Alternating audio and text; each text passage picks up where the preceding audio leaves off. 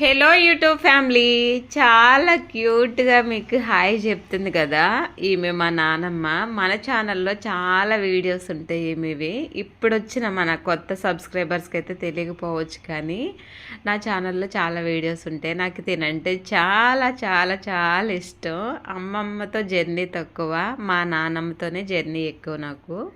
So తిన దగ్గరే నేను ఆల్మోస్ట్ అన్ని వంటలు నేర్చుకున్నాను. ఇప్పుడంటే ప్రజెంట్ తనకి గుర్తుకు రావట్లేదు, అంటే తన వయసు వచ్చి 75 సంవత్సరాలు అయినా సరే తన వంటలు ఇప్పటికీ నాకు ఎంత మంచిగా గుర్తుంటాయో. ఎందుకంటే మాకు చాలామందికి ఆమె ప్రేమతో ప్రతిదీ చేసి పెట్టేది.